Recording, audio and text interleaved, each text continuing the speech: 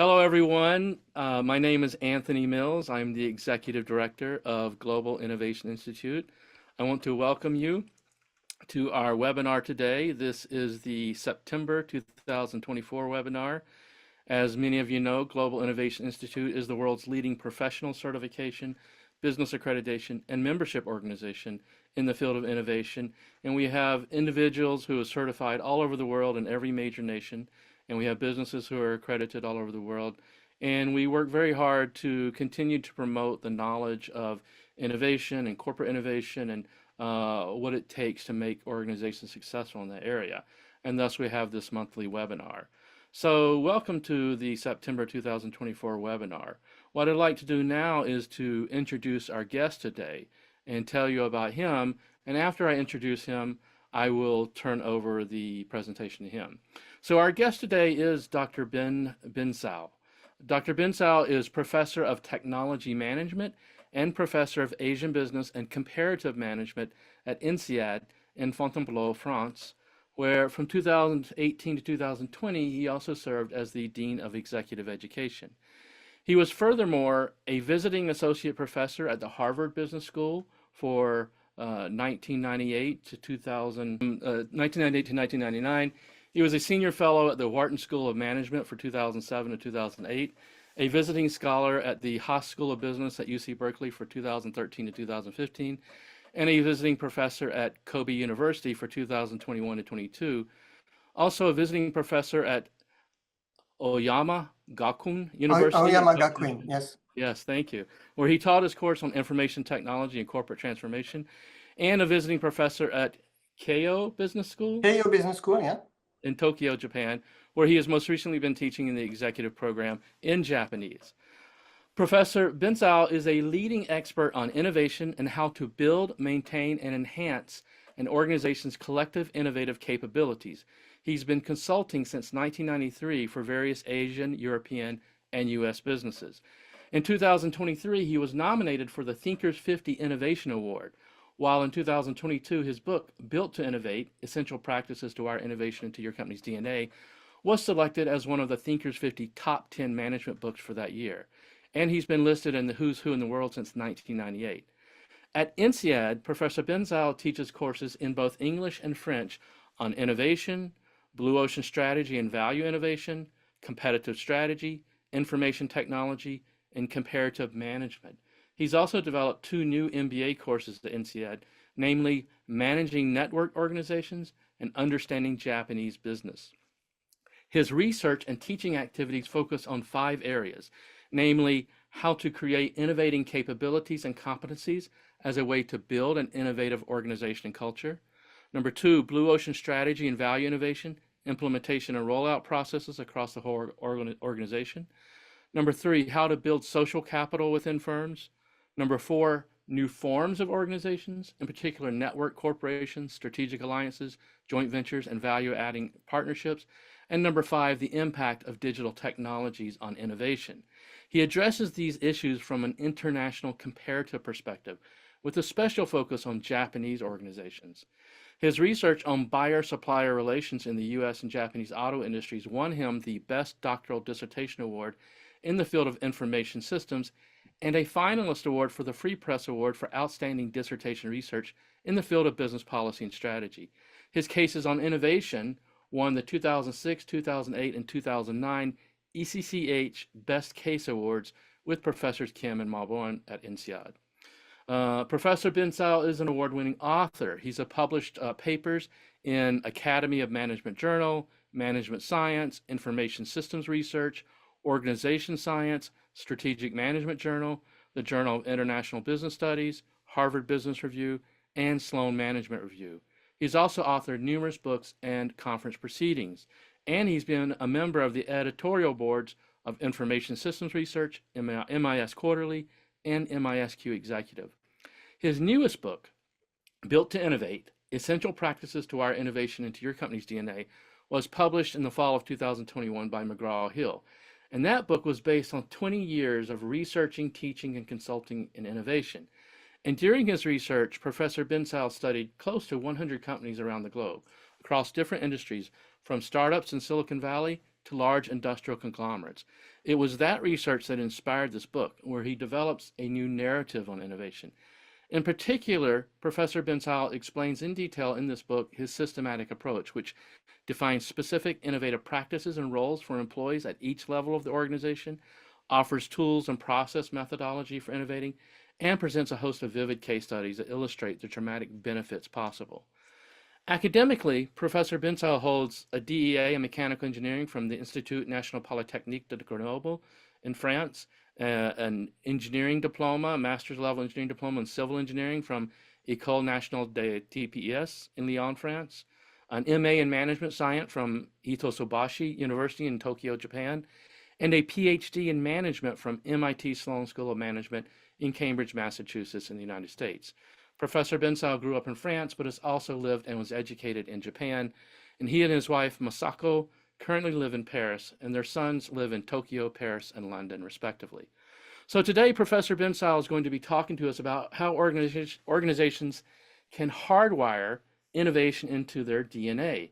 He'll share his finding that innovation is not just about major disruption, but also systematic and continuous innovation. Here, he challenges the notion that all innovation is accomplished by certain specialists in the organization or by a genius leader. Instead, innovation is everybody's business. Every member of the organization can contribute. He'll also talk about the influence of middle management innovation and how roles and tasks need to be clearly defined with embedded processes for innovation to succeed. As innovation leaders, this is incredibly important to us because we all need to know how to hardwire innovation into our own organizations so that we too can succeed in this area.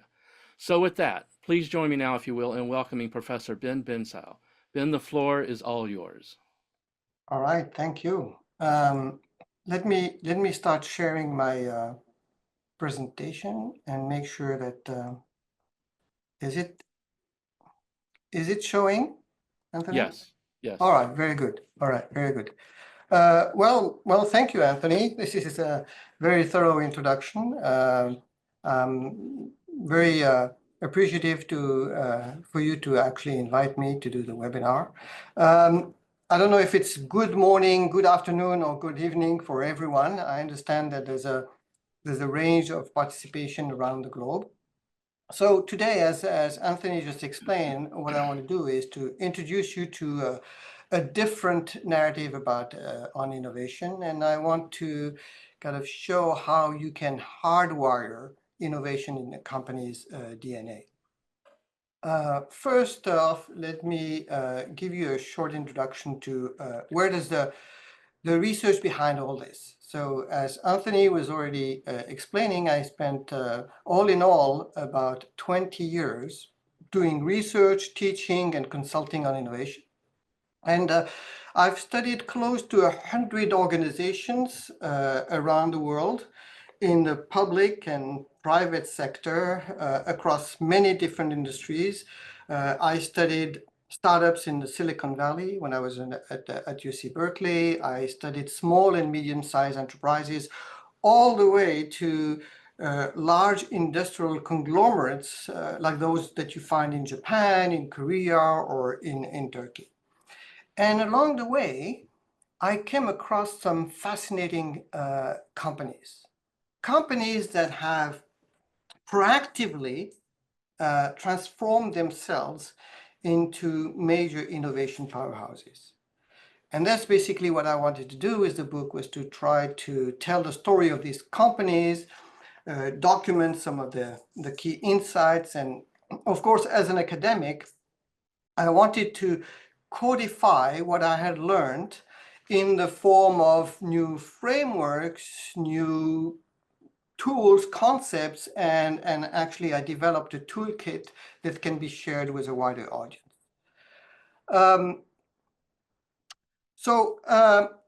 As my surprise when I studied this organization is that my surprise was that many of these organizations that were highly innovative actually were old established companies operating in very traditional businesses. And so what I wanted to do is to really codify what was happening there. So let me ask you this question. what names, I mean, names of people, companies, products, brand names come to mind when you hear the word innovation. It is actually the question I keep asking to people around the world. So, I mean, we could do this maybe with the application Mentimeter, but I would invite you to maybe just take a few seconds to write down on a piece of paper or to think in your head about what names would come to your mind. And then I'll just show you now what are the typical answers I get. So I'll give you a few seconds to write down some of the names. And so this is what I typically get. So what I found is that when we think about innovation, we typically think about what I call the usual suspects. High-tech companies like Apple, Amazon, and Tesla, or entertainment companies like Netflix or Marvel. Another common perception is that innovation is driven by one individual who comes up with a breakthrough product or a new disruptive business model. Now, true, many of these companies have been created and driven by one individual. However, if you think about it, not every company has the chance to have a Steve Jobs on their staff. And the very idea that innovation is a domain, is mostly the domain of some innovation superhero is actually not true. And this is one of the myths, one of the three myths actually that I want to debunk today. And I want to replace this myth by the reality that innovation is everybody's business. Yes, I mean, if you think about it, anybody in the company can contribute to innovation. So what I've noticed, speaking about innovation to people around the world, is that innovation, the word itself, is very intimidating, especially for people on the front line.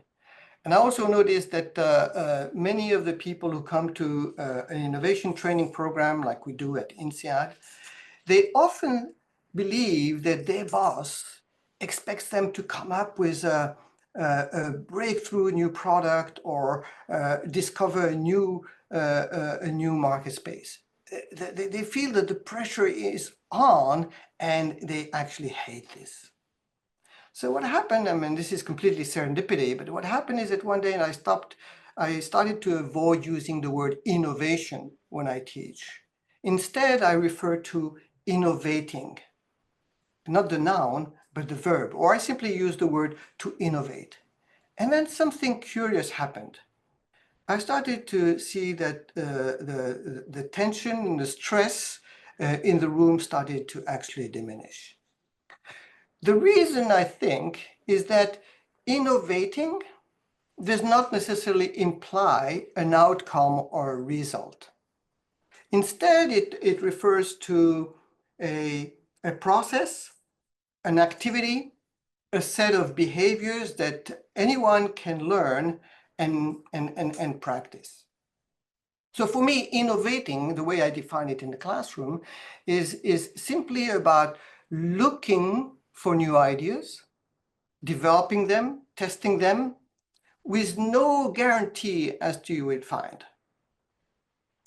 This approach I found is actually very good at releasing the tension in the room, and it kind of gives permission to anyone in the room to try their hands at innovating. After all, very few of us are geniuses who can kind of produce a breakthrough insight on command. However, when we think about it, engaging in innovating activities does not require any special talent. Innovating can be learned. It can be guided by tools, processes and techniques and structured, very structured processes. So let me try this metaphor. If innovation is the tip of the iceberg, of an iceberg, this impressive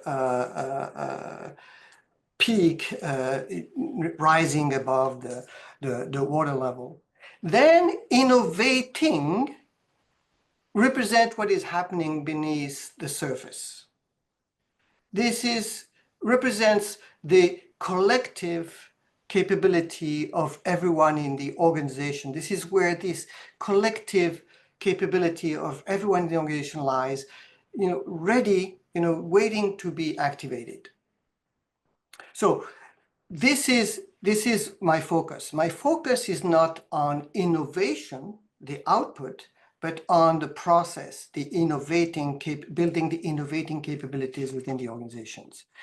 And what I want to do now is to try to describe how you can tap into and leverage this collective capability of everyone in the organization, just like some of the companies that I studied. So let me give you a couple examples just to kind of anchor the conversation of companies and what I've seen happen.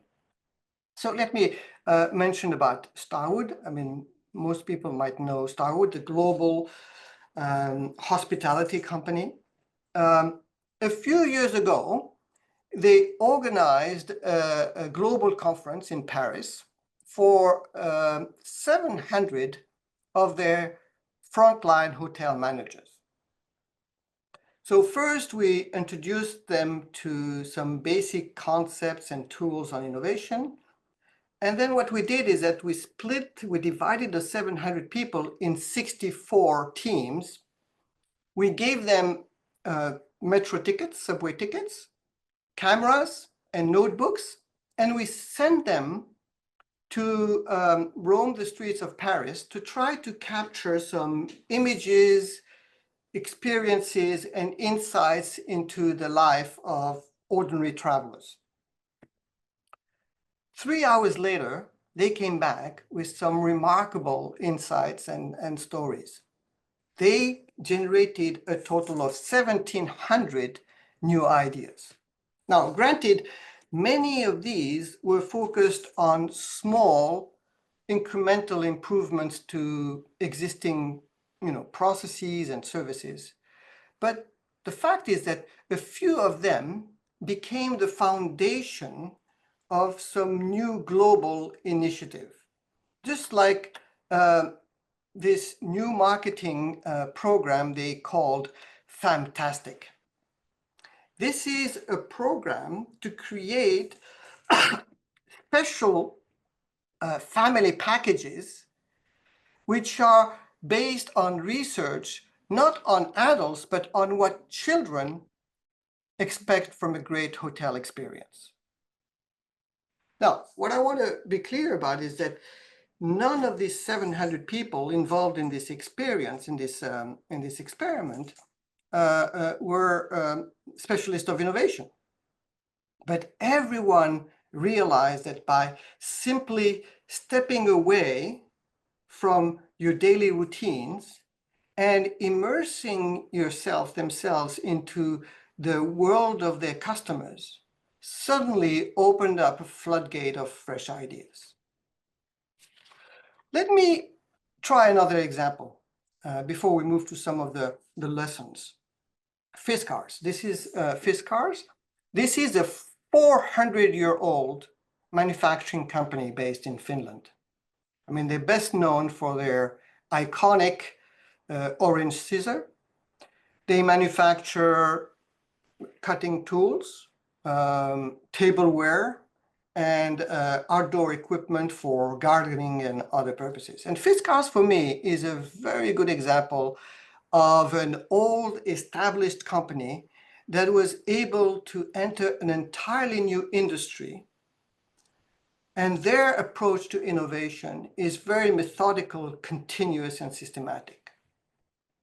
Now, as an example, to better understand what we call the job to be done by their customers, they conducted an in-depth ethnographic exploration of their gardening customers. So they looked at what happens in the life of a home gardener, what happens before, during, and after they use Fiskar tools. And as a result of this research, they made a significant discovery. They realized that watering was an essential task, was an integral part of the experience of home gardeners. And they also realized that they themselves had the design capabilities and the technologies to come up and develop a highly differentiated solution to the watering problem of their customers. And this is how, instead of opting for, you might have seen this in your gardens, instead of opting for the conventional wall-mounted rack used to store the hose, they developed an all-in-one device which they call the water wheel. Now, this is a very innovative product which is fitted with wheels. It has 300-degree range of motion, and it's fitted for all sorts of accessories, for different purposes, like if you want to irrigate a plot for a long time, or you want to set up a play area for the kids on a hot summer day. Now, the water wheel went on to win many design awards, and it became a very profitable, very profitable addition to Fiskar's product lineup. And by the way, this is only one of many instances I've seen during my research of Fiskar's very systematic and continuous approach to innovation. And this has established them in the industry as a very innovative and successful organization. So now the question is, how do we all become better at innovation? Now, to become better at innovation, we need a different narrative. Genius-led and disruptive innovation is very hard. And not every company can be Amazon or Apple or Tesla. I think we all get it. And this is the reason why I wanted to introduce a different narrative, a different way to think about innovation. First, we have the three myths that we just talked about. The first myth is that innovation is driven by some innovation superhero. Well, that's not true. As we've seen with Starwood, anyone can innovate. You don't need any special talent. Innovation is for everyone in the organization. Anyone can innovate. The second myth, I would say, is that innovation is all about big bang breakthroughs and disruptive innovation. But then we have seen that this is not true. We have seen with Fiskars that big bang is not the only type of innovation. As you remember, Fiskars was able to enter a new industry which they were not playing in at all, thanks to their approach to innovation, which was very continuous and systematic innovation. The third myth is that innovation is driven by senior leaders or a small group of specialists in research and development. And then again, we could see that this is not true. Innovation is driven by the whole organization. And just the two examples I showed to you, for the sake of time, I couldn't introduce more examples, but just with these two examples, you can see that some of the heroes of innovation are those at the front line. The fourth part of the different narrative, the new narrative, is that in these innovative companies, innovation is not only happening internally, inside out, but also from the customers, outside in. It's all about discovering and addressing the new needs of customers, or what I call non-customers. And finally, the fifth component of the different narrative is that innovation is not all about startups and sexy high-tech companies. All organizations, even as I saw, government agencies or public service enterprises, all companies can innovate. So now, let's try to dig deeper and try to understand what do all these companies that I studied that were highly innovative, what do they have in common? If you will, if I were to kind of lift the hood of an highly innovative company, what would I see? And what I discovered is that these highly innovative companies operate with not one engine, but two engines, similar to those of a jet airplane. They have an execution engine, focused on implementing, executing the strategy of today. And they also have an innovating engine, which is focused on the strategy of tomorrow. It is about imagining, testing, developing the products, the processes, and the services of tomorrow. And these two engines operate in parallel, simultaneously, which means that every employee is given permission to also spend some time engaging in innovating activities. And this is totally part of their integral part of their job description, if you will. So the execution engine, as you may be familiar with, is focused on today's strategy, and it is all about competing. It is all about beating the competition. It is all about outperforming the competitors. And very naturally, because of this objective, it tends to be obsessed with a supply side view of the world. In contrast, what I found is that the innovating engine is much more focused on the customer, on trying to understand the customer, their pain point, their likes, dislikes, their wishes. And actually, I found also that people were generating great innovation ideas by looking not at only customers, but also non-customers. The typical approach in the execution engine is problem solving. It's very much about trying to find the optimal solution to an existing problem for the customers.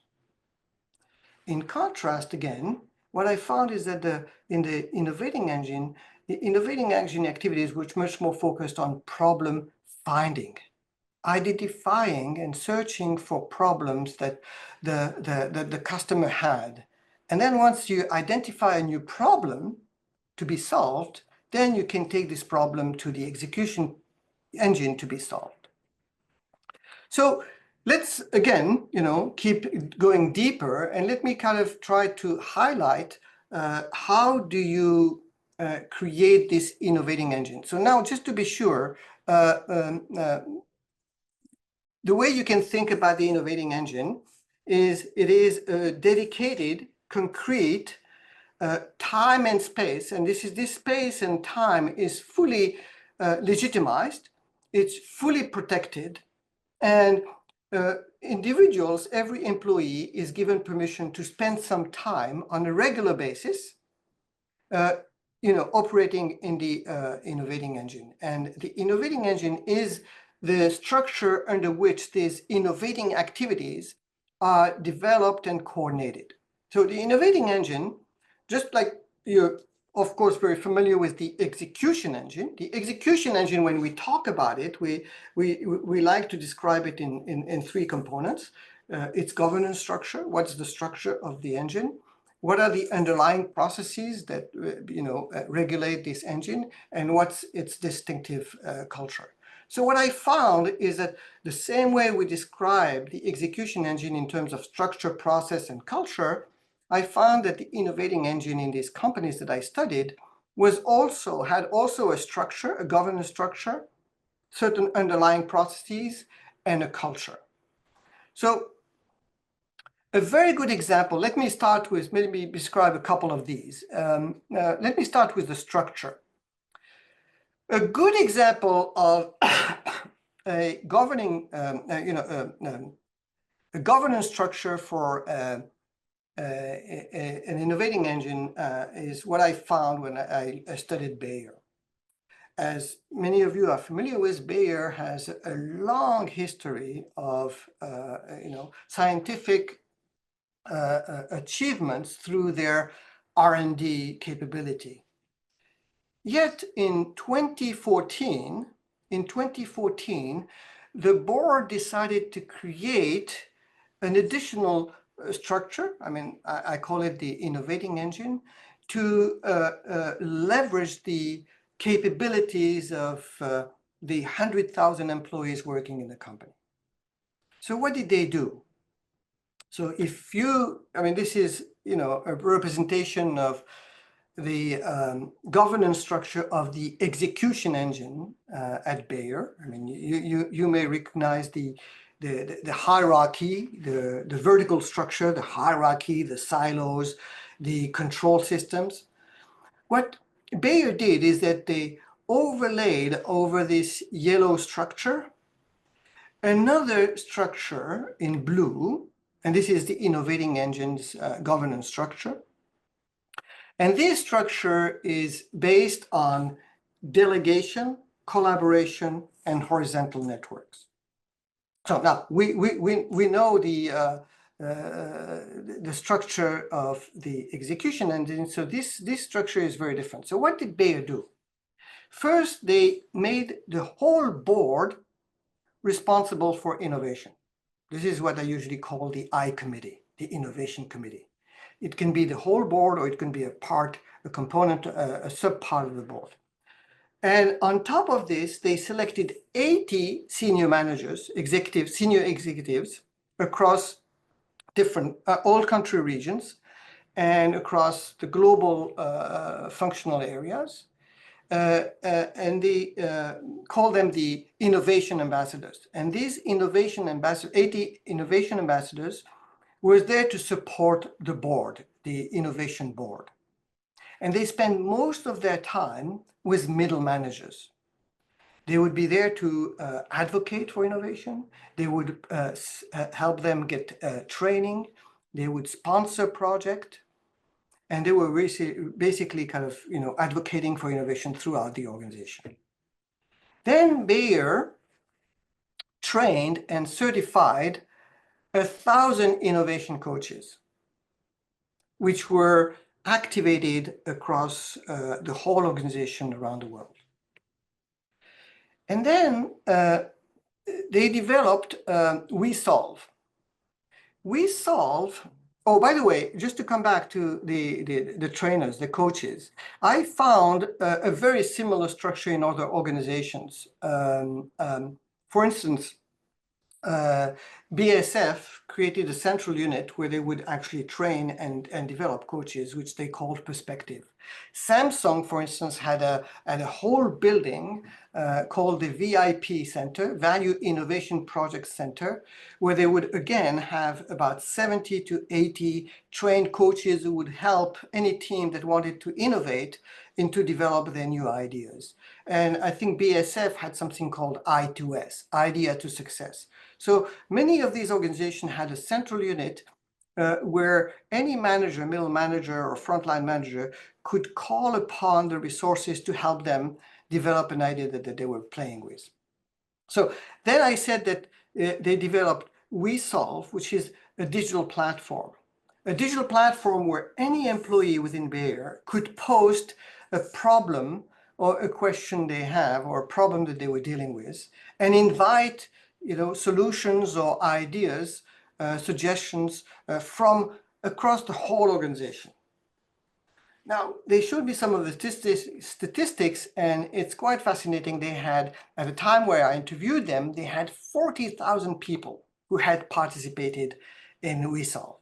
Now, mind you, WeSolve is a platform in English, And they told me that they had at the time no more than 50,000 people who spoke English.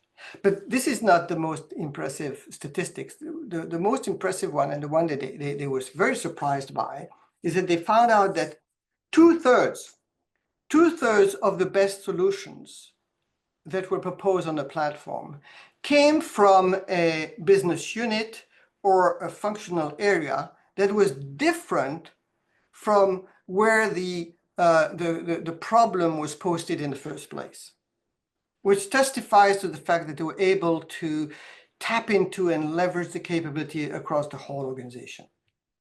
Now, having said that, this platform, this innovation platform, doesn't have to be necessarily digital. I found in other organizations where they created a similar space where people could share their problems, their solutions, and come together to discuss innovation. I mean, some companies would organize hackathons on a regular basis. Some would have like monthly innovation presentations or meetings, or some would have like brown bag lunches where people interested in innovation would come together. And then when it comes to the what I call the toolkit, the platform is usually combined with a toolkit.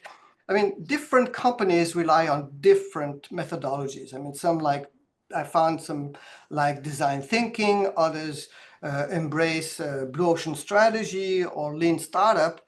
I have to admit that personally, I'm not dogmatic. I don't think that, on the contrary, I think that an organization should actually try and play with many of these different methodologies. After all, many of these methodologies have some sort of a diminishing return. When people get too used to a methodology, it's more and more difficult for them to find new ideas. So along the way, as I mentioned earlier, I developed a 7-step process methodology, which is a combination of blue ocean strategy, which was actually actively developed at INSEAD. It has components of design thinking and lean startup. Eduardo Bono's 7 thinking hats. And it is a very structured, tool-based, very simple but systematic and repeatable process methodology. And just for those who are interested in looking at the book, these are some of the companies, some of them are featured in the book that have kind of embraced some of this approach. Now let me turn to processes. As I said, the execution engine, remember the execution engine is also defined in terms of its processes and regulated by processes. I mean, we're all familiar with the strategy planning process, the budget and allocation process, the auditing process, and many operational processes. All these processes, if you will, define and regulate the execution engine. When it came to the innovating engine, I uncovered 3 processes. These are the reframing process, the creation process, the integration process, and the reframing process. The creation process, let me start with this one. The creation process is the process by which an organization generates new ideas on a continuous and systematic basis. The integration process is the process by which these ideas are connected to other ideas, other innovators, inside or outside the organization, and resources within the organization. The integration process also includes, the way by which ideas are winnowed, channeled, selected. Some get tested, prototyped, and the best ones, are selected and moved onto the execution engine to be implemented. The reframing process is the process by which the organization challenges its underlying assumptions, its shared assumptions, the way it thinks about which business we are in, who are our key customers, what are the needs of our customers. The reframing process also includes a new agenda, a set of stretch goals, stretch ambitions, and a sense of purpose, a sense of commitment to the future. you remember I mentioned that one of the key findings of the research was that everyone can contribute to innovation. It is exactly what I found, is that everyone in the organization, frontline employees, middle managers, and senior leaders all have a role to play and a contribution to make to specifically the innovating engine, which means that they all have a role to play in, in the creation, integration, and reframing process. So this gives a framework which I call the Build to Innovate, or BTI framework, and this is a description of the framework, and I just introduced in some of the cells some of the actions of behaviors for each of these types of employees within the organization. So this framework is a very action-oriented framework to help organizations who want to build their innovating capabilities from scratch, or maybe enhance or maintain those that they have. So for the sake of time, let me maybe just highlight 2 or 3 of these cells here and give you some examples about them. So let me start with the frontline employees. If you think about it again, the frontline employees are those who are in the best place to generate new ideas. Remember, the creation process is all about generating ideas. So the frontline are the ones who are on a daily basis facing customers and non-customers and hearing their pain points, their wishes and their dreams. So for them to be able to generate new ideas, they have to learn 3 fundamental skills. One, they have to learn how to listen to the voice of the customer. They have to learn how to listen to the silence, what I call the silence of the customer, what customers don't tell you. And they don't tell you because either they don't know about the problem or the need, or maybe they know about the need, but they never thought that it was your job to fix it for them. And of course, the third component is to learn how to generate insight from what I call non-customers. So just a quick example. This is Kortsa. This is a Turkish company, a manufacturer of fabric to reinforce tires. So they are in the tire business, and they are reinforced. They just make the fabric to reinforce tires. And to better understand the needs of their customers, what they started to do at a certain point is to actually send cross-disciplinary teams to their customer factories. So in the beginning, I remember they were telling me that these teams, with people from different departments within the organization, engineers, of course, people from finance, accounting, HR, IT, logistics, these teams would actually, in the early days, they would actually camp. They would have a tent and camp in the premises of the customers and just kind of roam around, observing operations and talking to people at the customer's factory. On one of these visits to a tire plant, one team had noticed that the employees at the factory were struggling to offload some of these rolls of fabrics from trucks. Now, they immediately realized that they were looking at a problem that the customers had never mentioned. They had never complained about it. Back home, Kortsa teams developed a very simple process methodology to actually handle the task.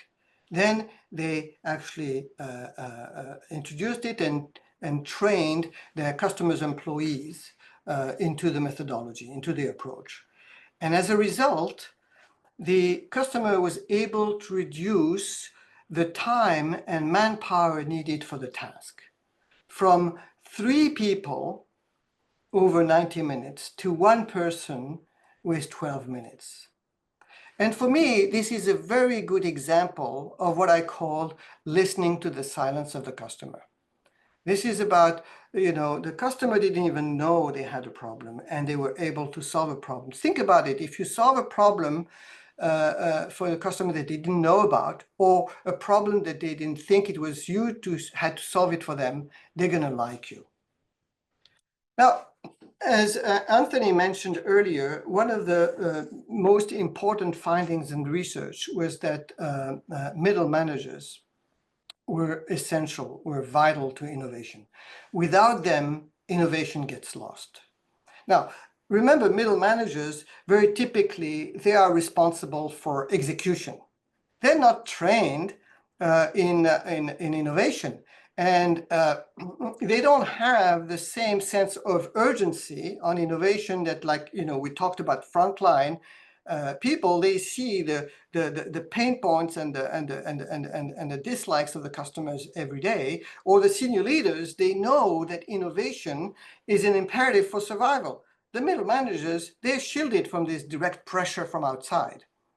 But at the same time, they are the ones who need to give permission to unlock all this capability that lies in the organization. They have the ones who have to give the permission to employees to engage in innovating activities. And they are also at the right level of elevation, if you will, in the organization to be able to connect, to act as the connector, to connect people, ideas, and resources.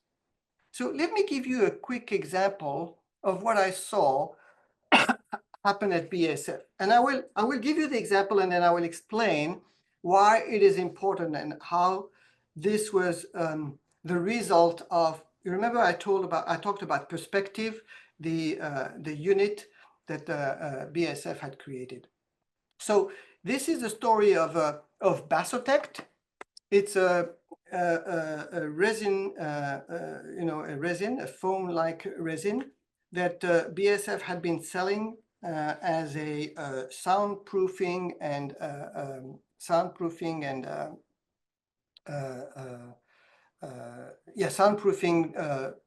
product for construction companies or heat and soundproofing product for automotive companies and construction companies. So the story is that one day, one BASF sales rep was actually making a sales pitch to it happened to be a Japanese construction company, and something completely accidental happened. Somebody spilled a cup of coffee on the table where all the blueprints were put on top of the table for people to work together. And in a total panic, the sales rep kind of grabbed anything he could find, and it happened to be a slab of Basotect foam, and he wiped the mess on the table. I mean, the cup of coffee, the mess was cleaned up, but it just happened that the ink on the blueprints also was actually removed.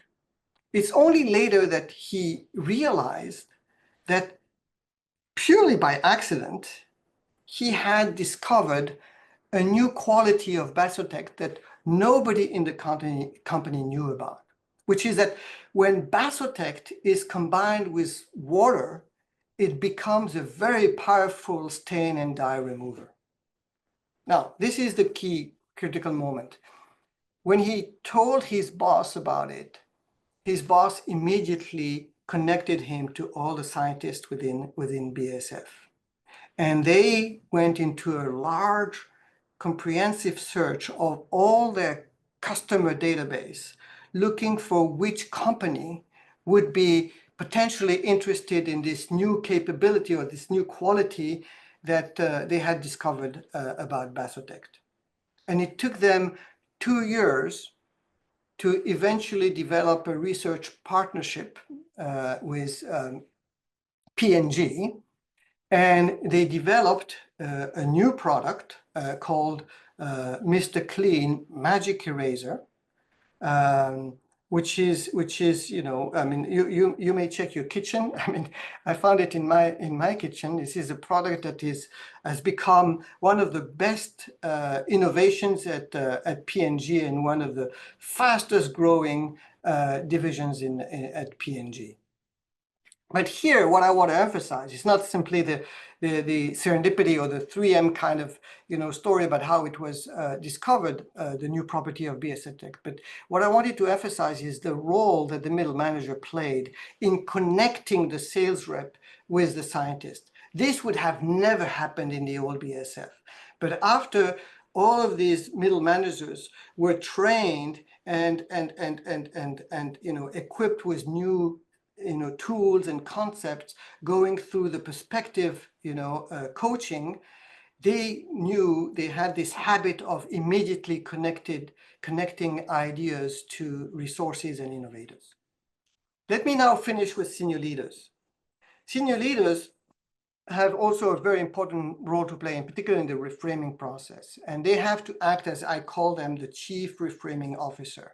They are the ones who have to put innovation at the core of strategy, and they're the one who have to allow everybody to challenge the key assumptions and the key beliefs in the organization. And just as an example, I want to show you what Cenk Alper, this is the CEO of Corsa. I mean, he was CEO. I mean, this is a story when he was CEO of Corsa.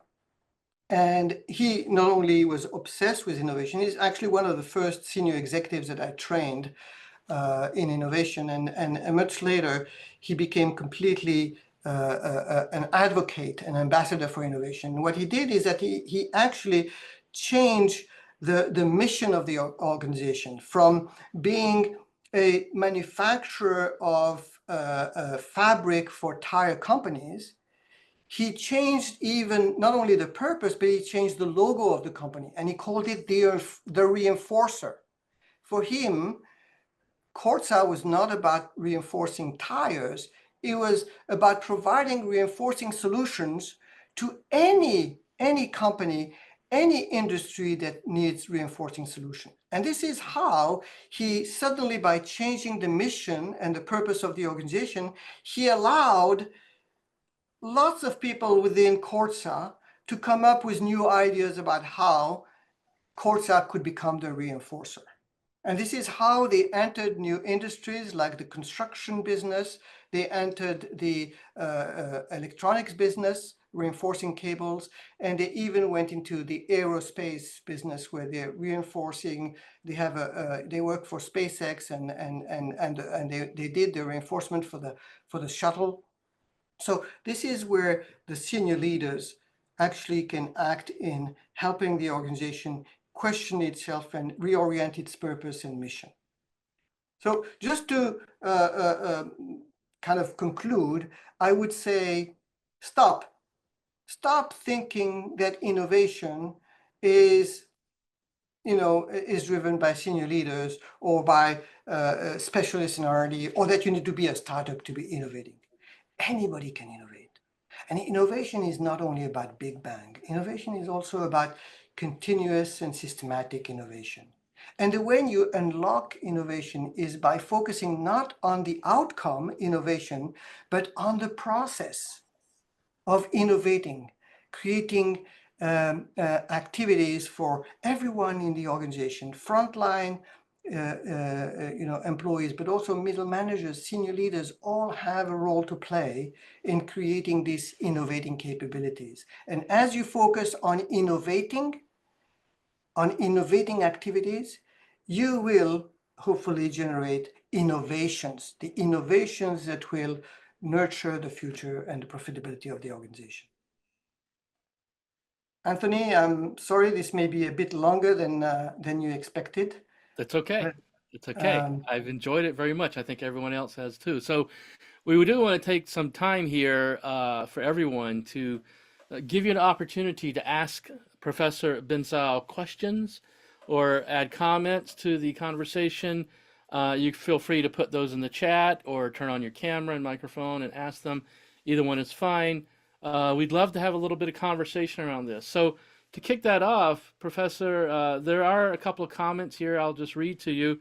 Yeah. Um, Chander Nagpal, he said if he'd like to add another layer to sort of your early part of the presentation, and that is the layer of purely internal innovation, internal-led innovation versus ecosystem-led innovation.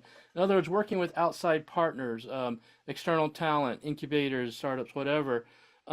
Yeah, would you like to comment on that, on how those two relate to each other or complement the process? Yeah, absolutely. This is a very important point, and actually, I mean, for the sake of time, I couldn't delve into it. But I mean, for me, um, uh, especially when you're talking about understanding the customer and the non-customer, this is something that you can definitely do with partners. I mean, and the important thing is to be able to co-create new ideas by being kind of collaborating and focusing on trying to understand the customer. And this is when I talk about the middle managers building the connectivity. The connectivity can be internal, but also outside. So, and for me,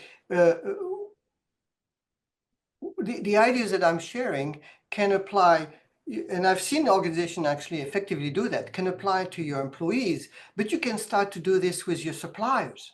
I've seen organizations actually bring in their suppliers in some of the training or the coaching that we give.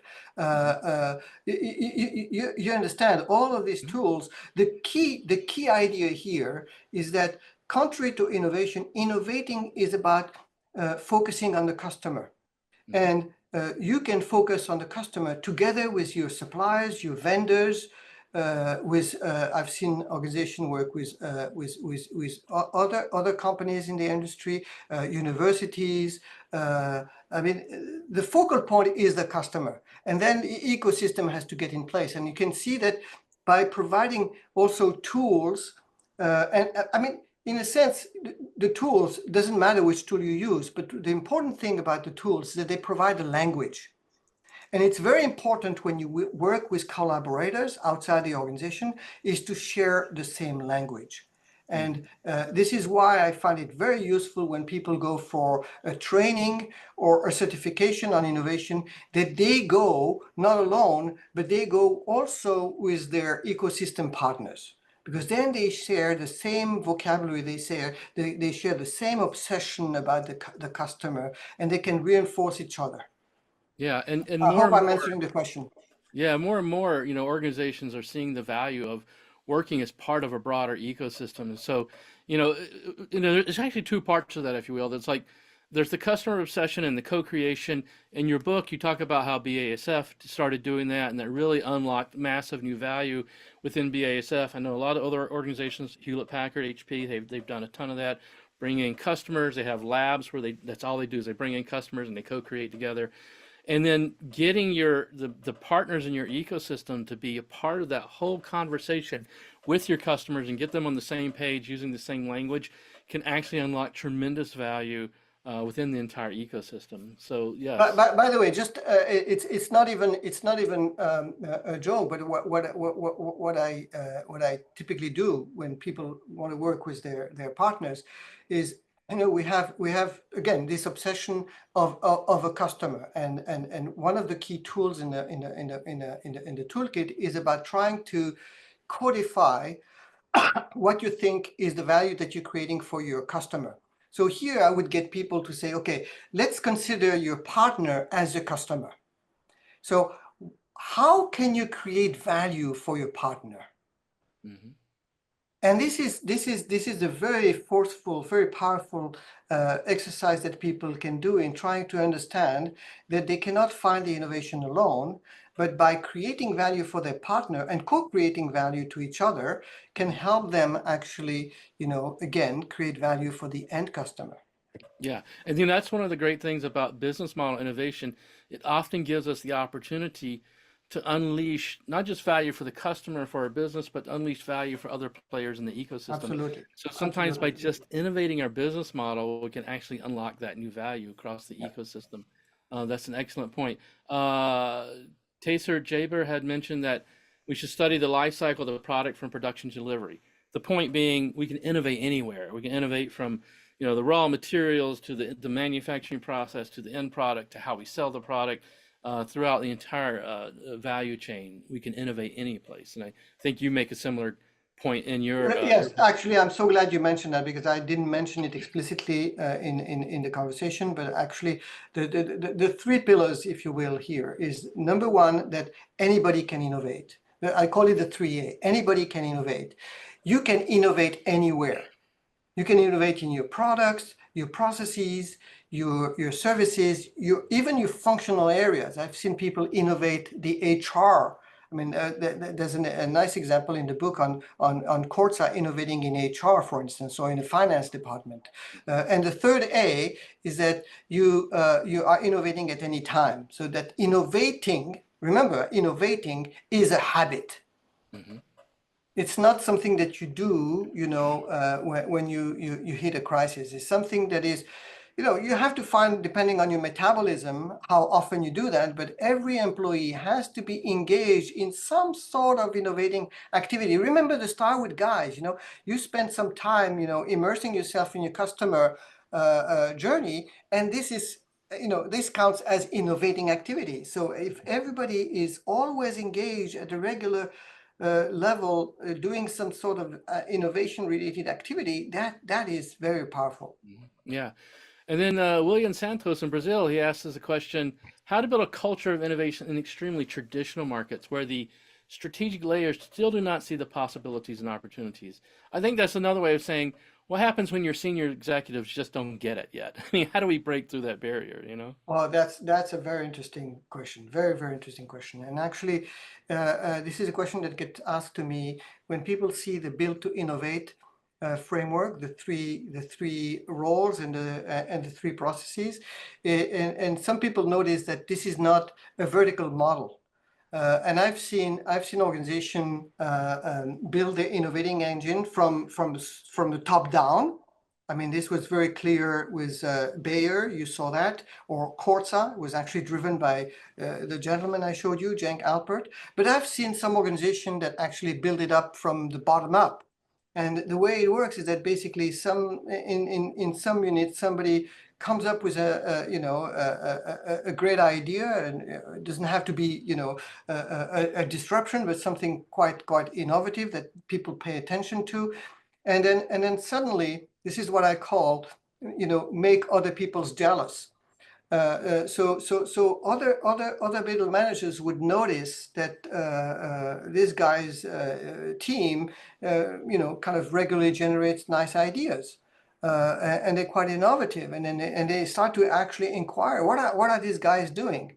So these organizations actually take pockets of innovation, because the conversation here is really, especially I talk a lot to middle managers, and of course the main point to them is don't kind of look for the excuse that my senior leaders don't sponsor, don't think that innovation is important. You have a set of resources, you have a set of budgets, you have people, and within the frame of your own discretion, you can allow your people to actually innovate. It could be innovating in their own job. It could be innovating within the unit. But suddenly, if you develop a culture or an attitude towards innovation and people notice it, then what I've seen organizations do is actually institutionalize this, from the bottom up, by other people saying, oh, I want to be like Mike. And then suddenly you get some sort of not a movement, but you start to see middle managers start to actually support each other, and without even noticing, at some point, senior leaders have to kind of acknowledge that something really important is happening, and that they need to kind of create some sort of a coordination platform for all of these pockets of innovation happening within the organization. So I think that William's point is very important. It doesn't have to be bottom up. I think that every middle manager who has a set of resources they are responsible for, they can start, building the innovating capabilities of their team, and either through people mixing with other people, rotating within the organization, or sheer outcome, results, they can start to actually signal to senior leaders that there's a capability that is being ignored here. Hmm. Yeah, and then it can cascade from there and grow organically, and hopefully that Absolutely, absolutely. you have a case now for making, or you have fodder for making the case for innovation becoming institutionalized because you show Right. successes, that have Right. happened. So And, that's excellent. yeah, yeah. And by the way, here, I mean, if to be candid, these transformations that I'm talking about, even those like the one at Corsa, which I just finished a case study on them, and the conglomerate overlooking Corsa, these transformations, even top down, can take a few years. I mean, we're not talking about creating a culture of innovation in with two memos and three emails. I mean, this is something, like we say, this is about cultural transformation, and even to institutionalize from the bottom a culture of innovation takes some time, but it requires really um, uh, uh, a guided process. I mean, it requires a strategy and persistence, and I've seen it happen in many organizations, actually. Absolutely. Yeah, it does take time. It's not an overnight transformation. It does take time. We got several more questions if you're open to continue going. Yes, please. Okay, so Gada Shams asks, can innovation in public sector ever be separated from digital transformation? And I think what they mean is, so much of what they're focused on is service, and so much of the service now is all about digital transformation. But, I think you kind of maybe alluded to this already. Innovation can happen in so many areas of the organization, HR, finance, and others. So, I don't know if you've worked a lot with public sector organizations, but any comments on that? Yes, well, my first comment is that I did work with public organizations. I mean, not non-profit organizations, but also government agencies.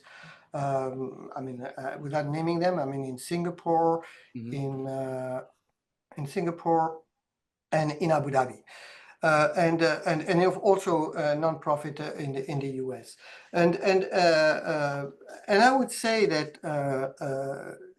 I mean, again, if you start with the premise that this is all innovating, remember, is all about customers.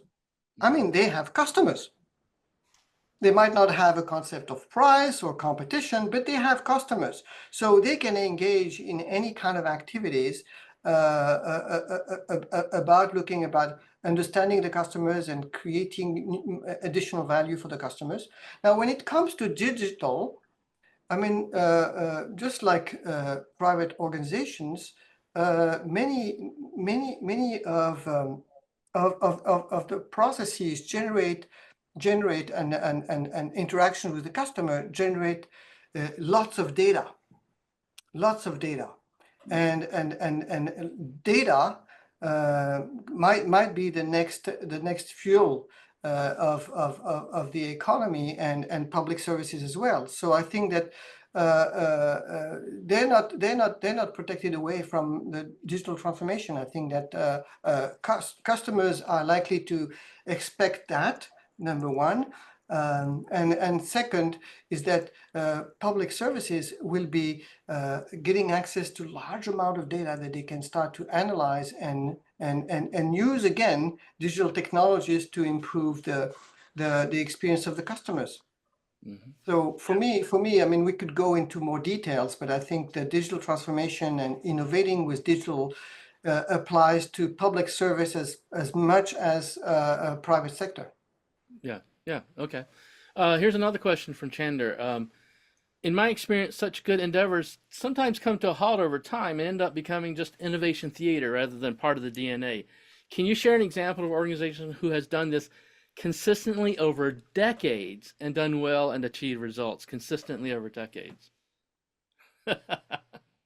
Well, this is a very profound comment, by the way, and Yeah.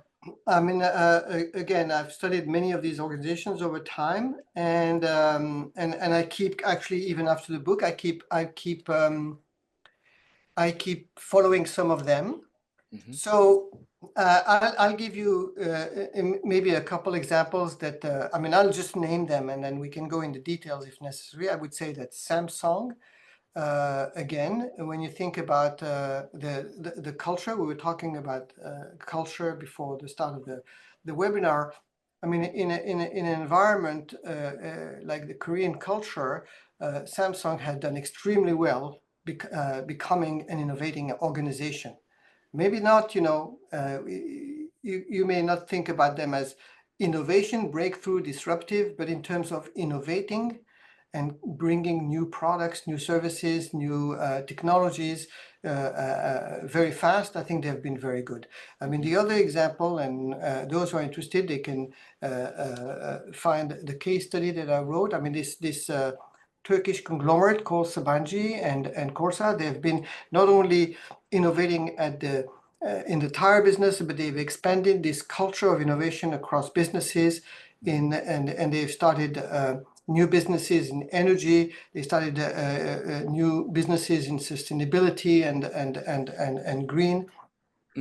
But well, I want to react to this because I think this is a very profound comment. What I've seen, and this is the thing to be very careful about, is that as much as I say that senior leaders have to drive, the reframing process,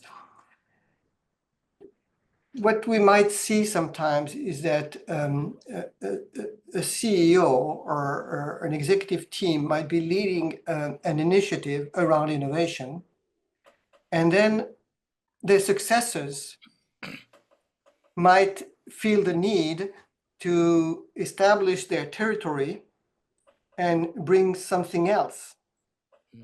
And in the process, they might even sometimes, I've seen in some organization, brutally kill, the great transformation process that the previous team had done, not because it was bad or it was not working, is because as a new CEO, as a new senior leadership team, you have to have a different label. You have to create your territory around something different.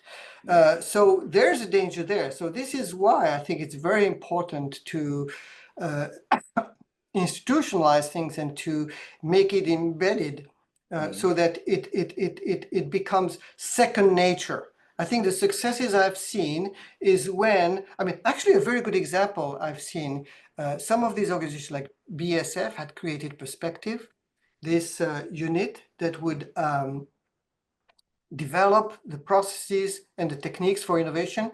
They would gather techniques and methods from around the world, and then they would actually develop their own and teach that and coach that to within the company.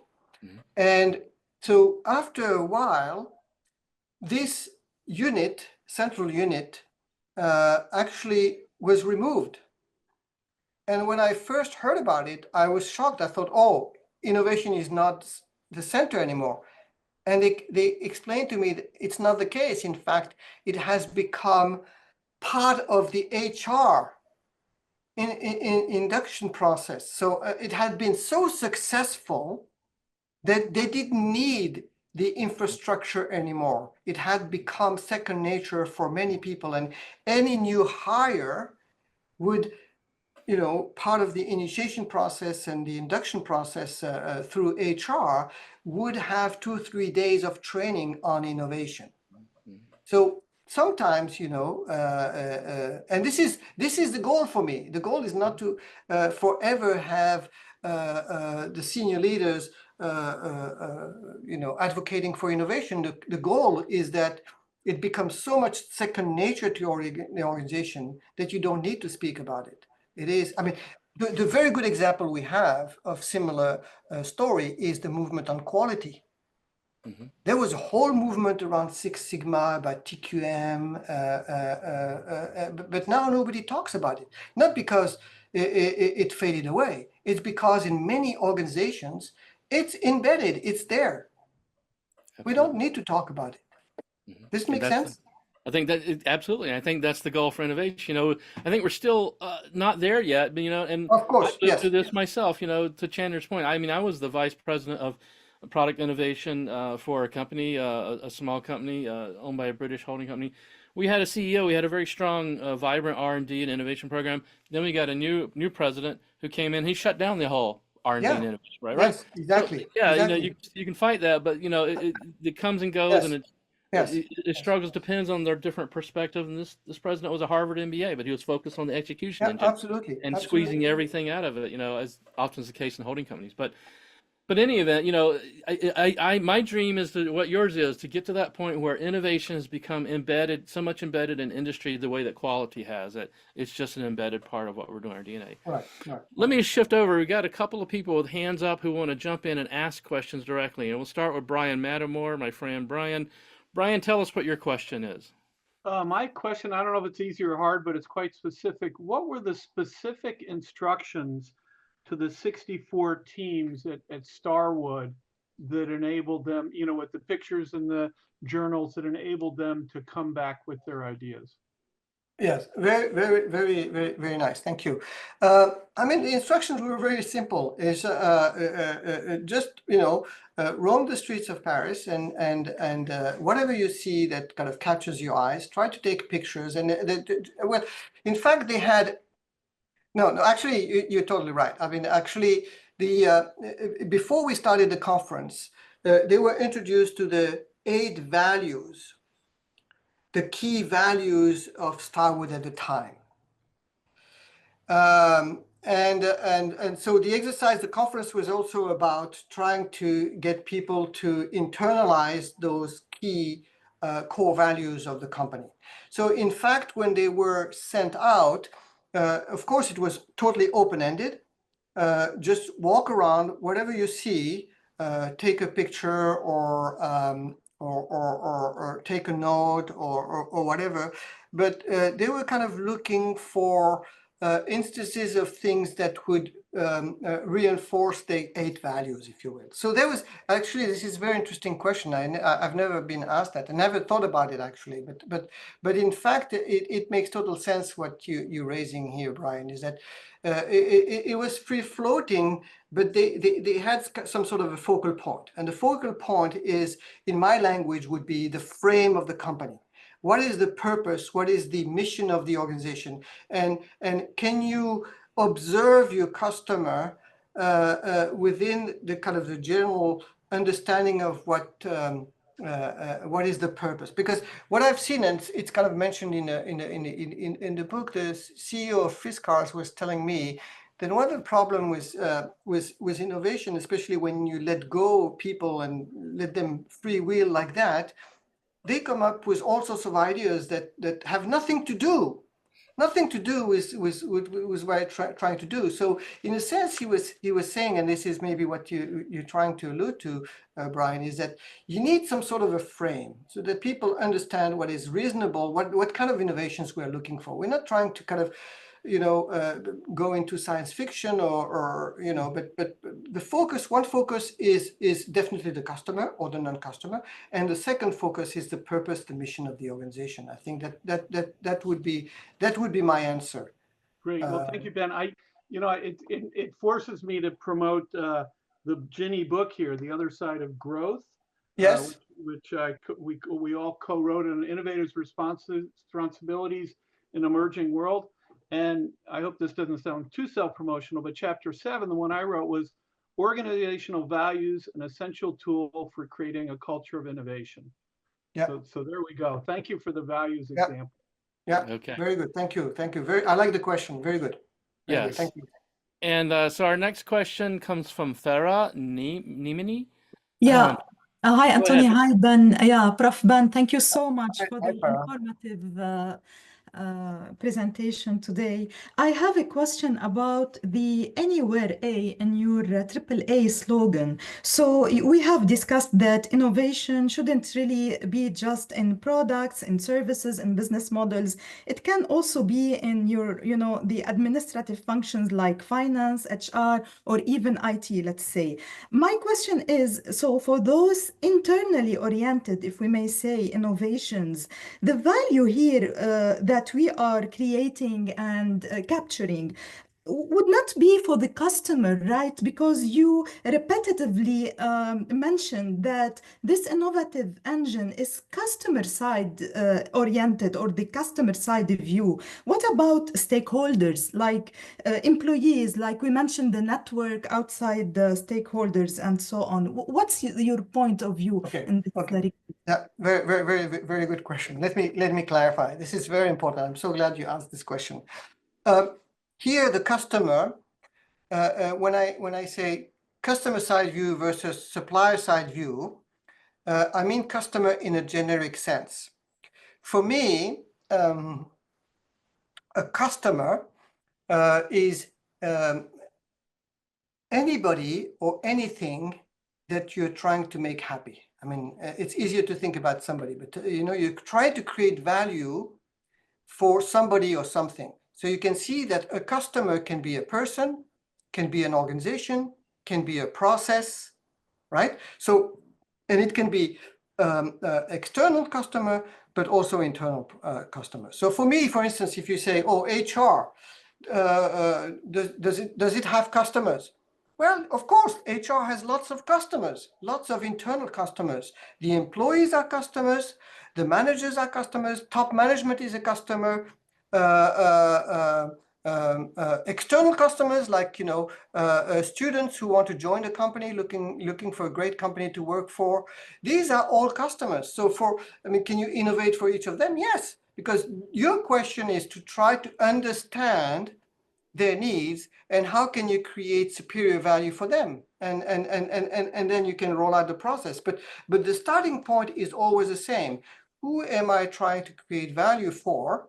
And by the way, I might send it to Anthony when it comes out, but we're developing a web application to help people actually identify or codify the value for their customers. So the very simple question, if I were to do the exercise now, is to ask you whether you're in HR or whether you're in B2C.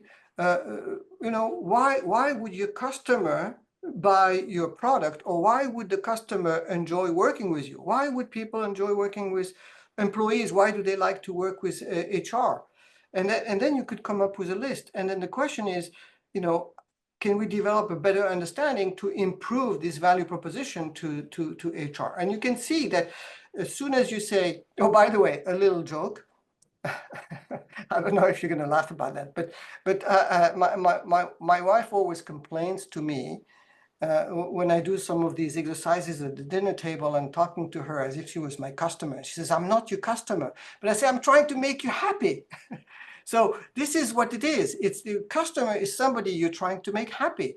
And by the way, we've used, mostly with MBA students, we used these exercises where people were trying to use the innovation tools to innovate themselves as an individual, like to get a better job or to be a better friend or whatever. But again, coming back to your question, Farah, as soon as you can identify something that you're trying to create value for, somebody or something you're trying to make happy, we're talking. This is innovating for me, and it can be internal or external. It can be B2B, B2C. Does it make sense, Farah? Sure, makes perfect sense. Thank you so much. Yes, and I think of innovation too as value creation. Anytime I can create or unlock new value for someone, then I have innovated for them. That's what innovation is adding more value, in a new way. Yeah. And this is, again, coming back to kind of, take some distance from the small answers, is that this is why I call for a different narrative, because the traditional narrative we had about innovation is that innovation is about products, it's about technology. Innovation. I mean, again, I'm not going to start again, but you see, and that innovation is done by some specialists. So we lost track of the fact that, by the way, all what I'm saying was happening even before I looked at it. I mean, companies have been innovating in processes and functions all the time. It was not part of the narrative. We were, this was continuous improvement, or we had a different label for it. But I'm trying to just say, put the label on it and put a language on it and saying this is part of innovation. If a company can reduce its cost structure by 2%, I mean, it could be equivalent to developing a product that is successful in the market that would generate the equivalent amount of revenues. I mean, again, this obsession with products and technology has kind of distracted us from innovation in other parts of the organization and other actors who actually can innovate. I mean, this is also another aspect that I discovered was really underestimated, is the innovating capability that lies there for free across the whole organization, and people just not tapping into that, not completely ignoring that in some cases. And I'm not saying that innovation is not also about disruption, is not also about breakthrough and big bang stories, but I'm saying there's also another story that is also important, which is continuous and systematic innovation by everyone in the organization. Very good, excellent. So another question comes from Gada Shams. Gada, would you like to ask your question? Yes. Thank you for the insightful session. Really, really interesting and very informative. My question, I'll be bringing it along from the chat with a little bit of adding on it. I was wondering if, as you said, that the innovating process is throughout the organization. However, should we have a separate team for innovation from the various departments? And if there should be a chief innovation officer, where should his place lie in the organization chart? How would we apply this for a business and for an NGO? So let me kind of start with the business, and I'm not sure whether the NGO would be different, but again, the idea here is that everyone, ideally, of course, not everyone will want to engage, but everyone should be, number one, given permission. Actually, let me add another 3 letters. What people need to innovate is fundamentally 3 things. They need to be allowed, which is basically given permission to innovate. They need to feel that they are capable, which means that they can do it, that they have the time, the resources, the training to do it. And third, they need to feel motivated, that when they come up with an idea, I mean, they are recognized for it.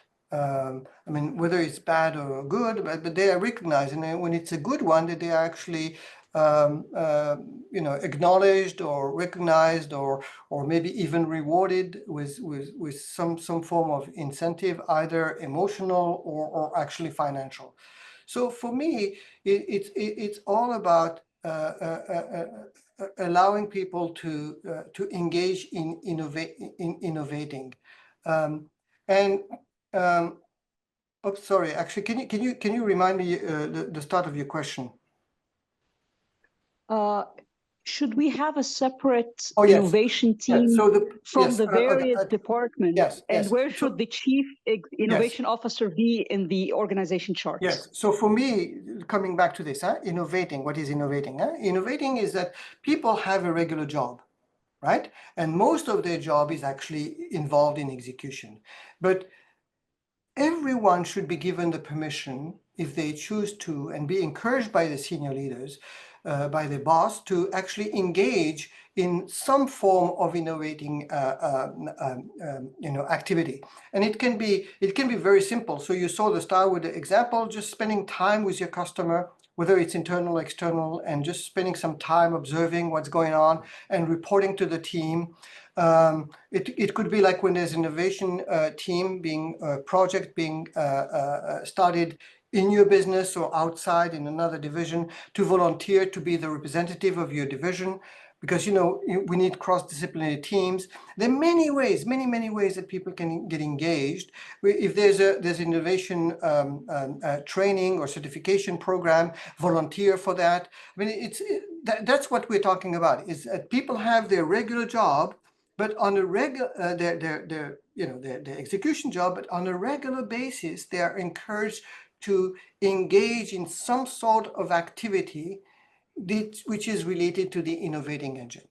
So now what it does is that it trains. You see, if you think about the brain as one that is really dedicated and very very strong, very powerful on execution, by doing this, they are actually developing their understanding, the ability to listen to the customer with empathy, seeing some of the things that the customer doesn't say. So they're developing their innovating brain. So I think this is very important. I mean, and of course you have, on top of this kind of habit that every employee gets involved in some sort of activity, developing their muscle. It's like you go to the gym and you strengthen your muscles by using equipment being the tools.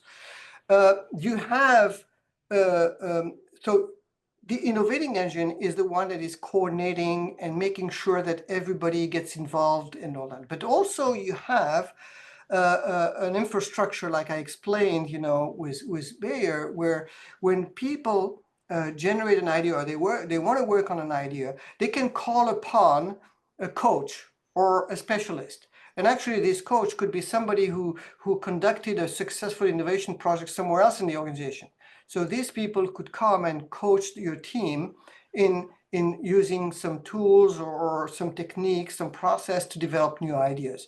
So you can see that you have this community of experts, community of innovation coaches or experts that exist, and you have this infrastructure. You remember, this infrastructure is on top of the execution. So it means that these people have dual roles. So they have their execution role, but at the same time, they may be coordinating innovation. If somebody says, okay, I need somebody who knows how to innovate in this field, you would be able to connect them. So this is what we're talking about. And of course, you need somebody at the senior level. And most of the time, and I mean, especially, it's better if it's somebody very senior at the board level, because it will legitimize innovation. It will tell people that this is important. It will be people who have a sense of authority and the credibility to actually, advocate for innovation. They will be able to have access to some resources, and they could be, the chairman of a committee where all of these ideas that have been selected through the process. Usually it's a funnel process. And again, you have people who are, as a dual role, responsible of sitting on the committee to review some of these ideas. And when these ideas come to the final stage, then they come to this committee at the top that kind of, can decide on funding.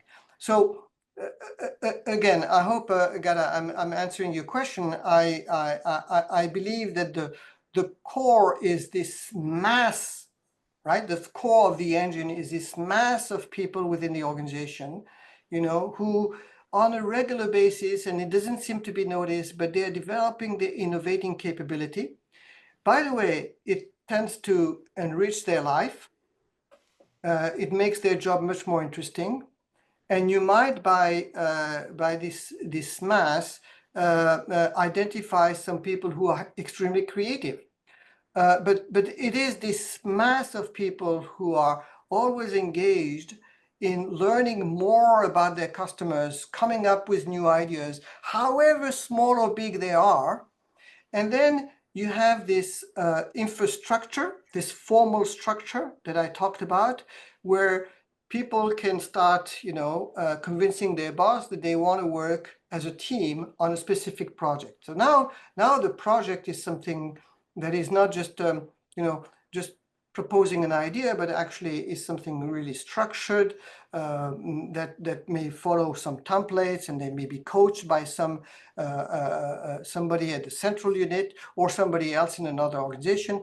And then these different projects within organizations are put into competition, and they come together at the end when the executive committee kind of selects some of these ideas. And what I've seen in many of these organizations, they all have some sort of a structure like that, and out of these maybe 7 to 10 projects that get selected every year, they sometimes have like a new business unit that emerges from that, or a new product that emerges from that. So there are two components to my answer. One is that you have this culture building, right? This building of the general capability of everyone. Everyone, we know that everyone has innovating capabilities. The problem is that as soon as they walk into the office, they turn it off. They just do what they're told. So why not actually allow that to be expressed, actually give them an additional training to maybe leverage their capability and strengthen their innovative kind of capability as a worker. Then, so that's the mass, right? You have a better HR capability, which is enhanced, more innovative. And then you have this structure where specific projects, small and big, are developed, coached, and put into competition with hopefully a few every year or every 2 years that translate in something that is going to be commercialized or something that will be implemented within the organization. And for that, you need that structure that I was talking about, and definitely somebody at the level, whether this person is called a chief innovation officer or some other name. But the important thing is that people know that this is something important to the organization, that there's a leading coalition at the top that is watching for that this is not something that's going to go under the radar. There's some people actually paying attention, watching, monitoring, making sure that people get involved, that there's a process of competition to actually get these projects. And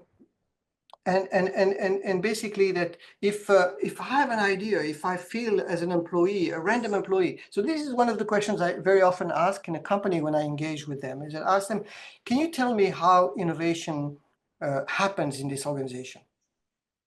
And very often people either tell me, go to talk to the R&D people, or go to talk to the senior leaders, but people very often don't know if they wanted to get involved, where they would go.